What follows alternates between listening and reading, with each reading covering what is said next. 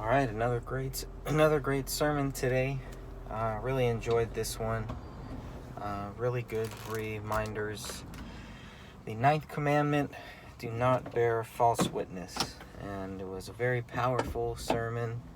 And I'll tell you, it's just for a few reasons I had missed church for 2 weeks, and it's just such a blessing to get back in. And to get that word, man. Sometimes, I don't realize how much I really need it until I'm there. And it's been so powerful.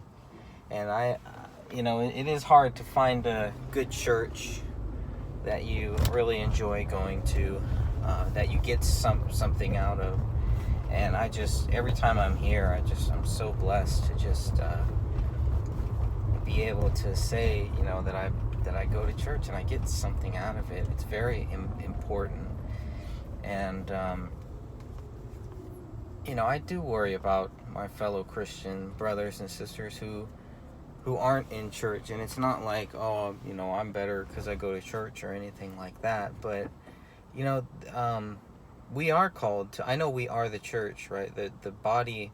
The people are the body of the church. Jesus is the head of the church. I know that, but I do believe that the devil, is purposely working to try to keep us out of church. And, I know there's a lot of different views on what church is, where to go, where you shouldn't go, and everything. But I think it's very important to do something to...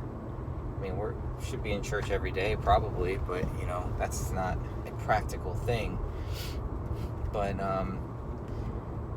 the sermon today, just about not bearing false witness, and it comes up a lot with people and really between Christians, because it's like, there are Christians out there who won't say the name Jesus, who won't say God. There are Christians out there, who think that we shouldn't be in church or we shouldn't be going to these churches for whatever reasons. And so I'm sitting in church and I'm thinking about a conversation I had with somebody one time about, it was Kristen T. Harris. And I was on his show and we were talking about the difference between churches and is it good. Somehow we got into talking about, is it better to have a big church, a small church? In theory, it sounds like you would always want a big church, right? You'd always want more people and everything. But, the more I thought about it, I'm like, no, I'd rather see a lot of small local churches than like these big mega churches. And if you picture yourself at a small church and picture people reaching out to that pastor, and the pastor will actually have time to speak with the people, to the members of that church or the people going to that church who need help. At a mega church, the pastor can be the greatest pastor. You can have multiple pastors, but if there's too many people there, how is he going to reach all of these different people? How is the pastor going to have time to help out all of these people? So I think that's one of my biggest reasons why I do like the smaller churches. And maybe some people like those bigger churches, and maybe that's what they want, what they need. Maybe they don't want to be that close to the pastor or have the pastor actually come up to them and ask them questions, or try to get involved in their life or in their spiritual journey. But I think we all need that. But that's just, obviously every person is different, and just because what might work for me or what I think might work for me doesn't necessarily work for anybody else. But I do think that it's very important to keep building on that relationship with Jesus Christ. One of the powerful things, or many powerful things that I took notes on getting ready for the next video series, Grandma Loves Jesus, which I just completed the whole book. There were no more notes to be written in this book that my grandma started for her notes on the church sermons. So I'll have to get a whole new book because I finally finished that today. And I think it was a great way to really finish it on lies and making sure that, preach the gospel to yourself first, before you try to preach it to others.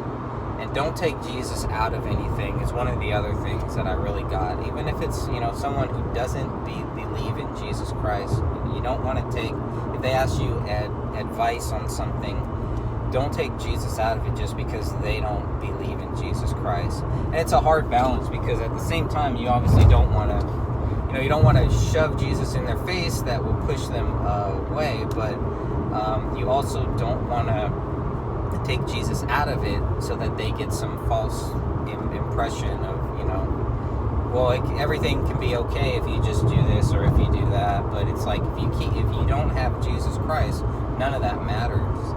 Once you take him out, you've lost it all. And if you've never had Jesus in your life, then you've never really lived life. You haven't yet. You can, and you will, because everybody, I believe everybody at some point in their life will be confronted with that choice, to make the choice of whether you choose to believe in Jesus Christ or not, whether you choose to believe in the Bible, in Scripture, or not. And that's a tough choice, because it's a never-ending thing. And for the Christians who have, we do believe in Jesus Christ, it's not like that's where it ends. It's still it's an everyday struggle. We're still sinners, and we're still going to do wrong things. We're still going to have problems. We have to stay strong with Jesus Christ. So, great sermon, 9th commandment. Really enjoyed it, and I look forward to going back next week to the church that I enjoy going to, that I get something out of, or else I wouldn't be going. But I do believe there is a church out there for you. There is a pastor out there for you. Nobody's going to be perfect. You're not going to like everything, obviously, but they're out there. All you have to do is pray, and it is worth it. And where there are more people, where there are two or more, it's a powerful thing. It's very powerful. So just sitting in church is just like this overwhelming today, just this overwhelming sense of guilt, of shame, of love, and of hope, all at the same time. It's overwhelming. It really is.